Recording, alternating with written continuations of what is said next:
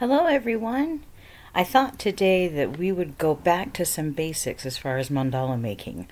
I was cleaning off my table when last week's video when I came across this kit that I had purchased well over a year ago in my closet, and I thought I need to pull this out because it looks like it would be great practice for just simply um, doing dots, just dotting and getting used to the pressure, like how much pressure you should put on the different uh, um, types of paint, and just all of that kind of stuff. So I thought, I'll go back to some basics. The kit came with its own 10 colors of paint. It also had these various dotting tools which were labeled, A, B, E, J, and K. They weren't exactly in order, but it was kind of funny. And then this opens up. It's a canvas with the pattern already pre-printed on there. And then it had this instruction paper with the pattern also printed on there, as well as some instructions, just basic instructions like, practice. This is to practice your dotting. This is not to be considered anything technical or amazing. Just, have a good time with it. And here are some basic things that you might need to know. So, nothing huge. So I'm just kind of showing you in each of the dots, it has a letter and a number in there. And that gives you an idea of which pot of paint you're supposed to use. Got my light up in the corner again. One day I'm going to learn how to not do that. And then we're going to speed this up to 10 times its usual speed. I thought at first that I would go through and just mix each of the colors just to make sure it was thoroughly mixed, but I ended up giving up on that after the first one. Don't ask me why. I don't remember why. But I went ahead and started dotting. And so, oh, my computer's starting to do its. I'm warming up, and I might be going, shooting off into space at any moment. I don't know why it does this. It only does it when I'm doing CapCut with the editing, and so I just don't know why it does it. But anyways, while you are enjoying the process of dotting, I thought that I would I went down a little bit of a deep dive into mandalas and kind of wanted to learn a little bit more about them, and I decided to take you with me. So, there are two different sites that I visited. One was, of course, Wikipedia, and another one was another website that I can't remember the name of. Hang on.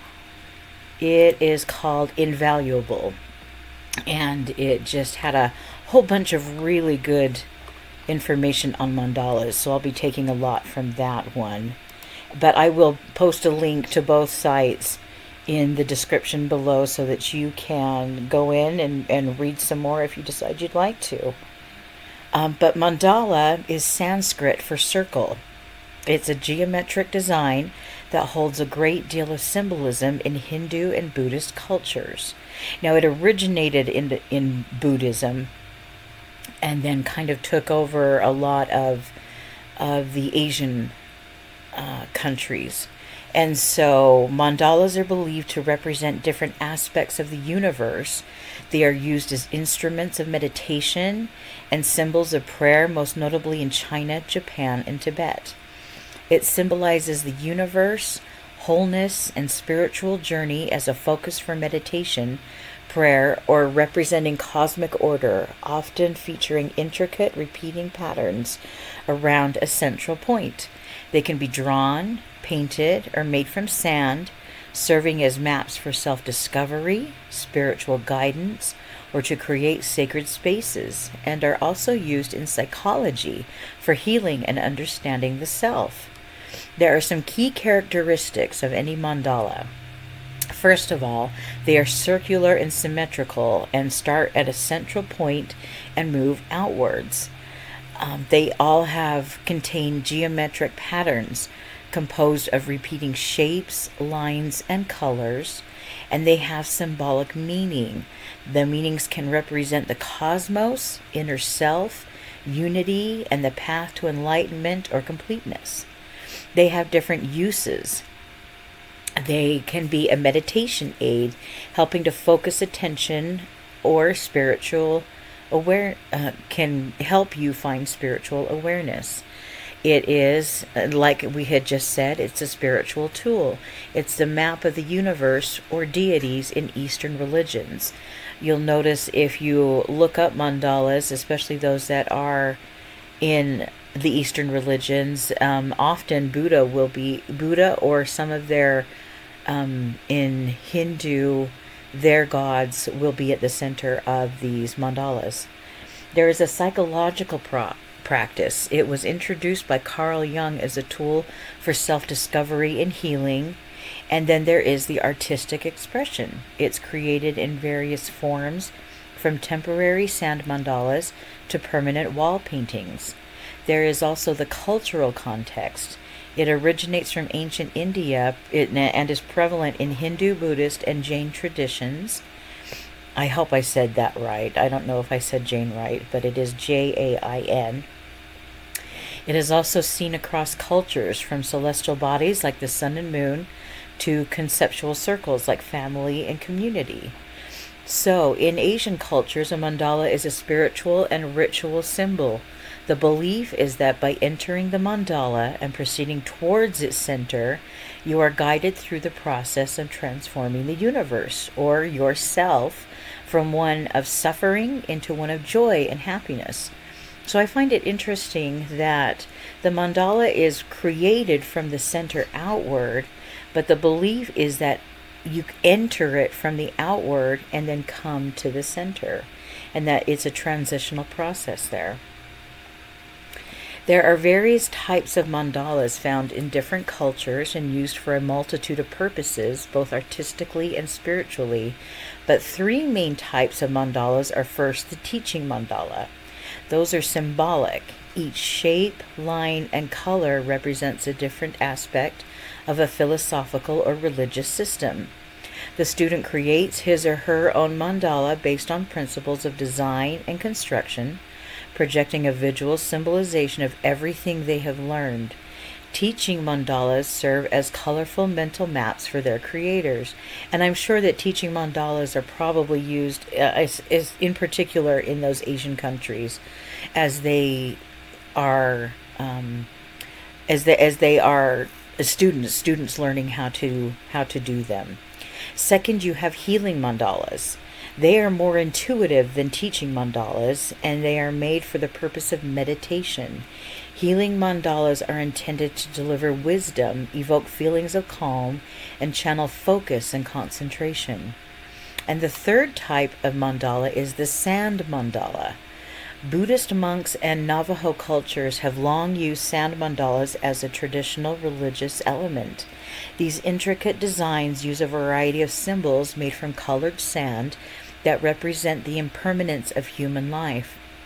Patterns are formed on the ground using metal and a small tube to create and grains of sand to create the exact texture and organization of the grains. Creating this can take weeks, and shortly after it's complete, it is destroyed to align with the Buddhist belief that nothing is permanent. I cannot imagine creating these beautiful, intricate mandalas only to destroy them shortly after. If you take a moment, go and Google images of mandalas, and you will, sand mandalas in particular, and you will be amazed at just how gorgeous they are. And I just, like I said, I can't imagine creating something that incredible and then saying this isn't permanent, this isn't, my happiness is not based on this, and just destroying it. It's just incredible. That takes a lot of self-governance, I believe, for certain. So within their intricate circular patterns, you can find common symbols throughout the mandalas. The center is always a dot. It's interpreted as the starting point, the beginning of contemplation, devotion to the divine. From there, the dot is surrounded by lines and geometrical patterns that symbolize the universe, encompassed by the outer circle, which represents the cyclical nature of life. So there are some common symbols within this mandala. The wheel with 8 spokes. And you'll find that when you are doing mandalas, a lot of times you'll have 8 spokes that give off the 8 wedges that you'll work within. 8 is it's representation of a perfect universe in the paths of Buddhism, and so that's why 8 is very common in their mandalas. The bell is another common symbol. It represents an openness, emptying the mind to allow the entrance of wisdom and clarity. The triangle, you'll see triangles often used when now this is I thought this was really quite interesting. When facing upward, triangles represent action and energy, but when facing downward or inwards toward the circle, they represent creativity and the pursuit of knowledge. A lotus flower is another sacred symbol in Buddhism. It depicts balance. And this is really beautiful. As a lotus reaches up from underwater into the light, so too does a human reaching for spiritual awakening and enlightenment. So just imagine it growing up from under the water, the murky underwater, to looking for enlightenment. I just think that's beautiful. And one of the last popular symbols is the sun. It represents the universe, often carrying meanings related to life and energy. So, how are mandalas used? Especially in Western culture, mandalas are often used in yoga, signifying a sacred space to shut away external influences. They are frequently positioned around the studio and sometimes even drawn during meditation periods. Mandala art is used in healing circles, a practice derived from Native Americans. The circles are often associated with the restoration of the body, the mind, and the heart. Mandalas have also been found in dream catchers as a means to protect the individual sleeping. A popular item in Western cultures, you can easily identify the shape and pattern of a mandala within most dream catchers. A spiritual symbol in Asian art, mandalas have since become a popular meditative element for a variety of different cultures. In Hindu and Buddhist cultures in particular, mandalas serve as a representation of the universe and a guide on the path to enlightenment. So mandalas were, it says reintroduced, and I'm not quite sure why it didn't go into explain a reintroduction. Obviously mandalas were used by Native Americans, but it was really brought forward into Western thought by Carl Jung. In his exploration of the unconscious through art, Jung observed the common appearance of a circle motif across religions and cultures. He found that these circle motifs were very, very common. He hypothesized that the circle drawings reflected the mind's inner state at the moment of creation. They were a kind of symbolic archetype in the collective unconscious.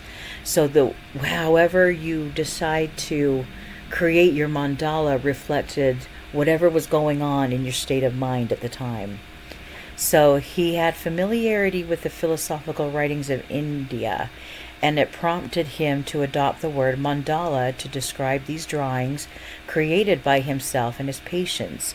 He actually began creating mandalas himself in his notebooks on a daily basis. He claimed that the urge to make mandalas emerges during moments of intense personal growth. He further hypothesized their appearance indicated a profound rebalancing process is underway in the psyche. So whether you're healing, meditation, that kind of thing, there is a time of personal growth that allows you, or that the mandala allows you to experience, because it causes you to slow down and really think. So, and the last little tidbit I have is the habit of creating and collecting mandalas is a transformative practice that is intended to restore inner peace and wisdom within. So here we've gotten through almost all of the project. I hope that you enjoyed learning a little bit more about mandalas. I didn't know really anything about it other than that it was very common in the Eastern cultures. Now, about this particular kit, I got it, I want to say at Walmart a little bit over a year ago. I don't know that it's still there, but I just decided to pick it up as I was becoming interested in the idea of doing mandalas, and um, and then again just put it away in my closet and didn't even think about it for over a year till I started cleaning things out. I don't know that it's still at Walmart, but it is on the Plaid website. Plaid is the company that creates it, and I will put a link to it down below um, in the description. And so here, it was such an enjoyable process to do. I had a hard time I had a really hard time calling it quits the night before. I wanted to keep going, but it was after 9 o'clock and I had to go to work. The most difficult thing was sometimes seeing which number was in those teeny tiny little spaces, those little A dots, which were the tiniest ones. Um, but beyond that, it was easy to do. Sometimes the dots didn't quite align. If you could look at it closely, you would see that my dots don't always align with the the dots that are printed on the page itself. Um, but in any case, I will be quiet for a few minutes so that you can finish enjoying watching this, and I just hope that you guys have had a great week so far, a great year so far. It's kind of funny saying year when we're only a week in, but it's been enjoyable for me. It's been nice that things have slowed down at work. Anyways, I said I was going to be quiet. I'll be quiet now.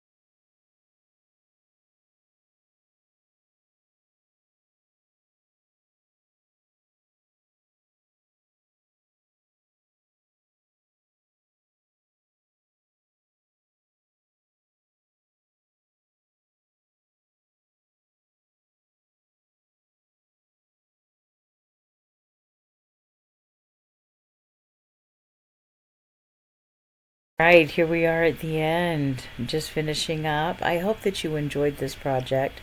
I highly recommend it if you decide you want to just practice. It's really good, especially if you're a beginner, just practicing doing your dots, practicing seeing which paint is the difference between a thicker paint and a thinner paint and how it goes onto the canvas. It really was just an enjoyable project to do all together, and I highly recommend it. I think it's a fantastic way to go to start if you're starting off on a mandala journey. In any case, I hope you guys have a great week or a great day and make it a great week, and we will see you next week. Bye, everyone.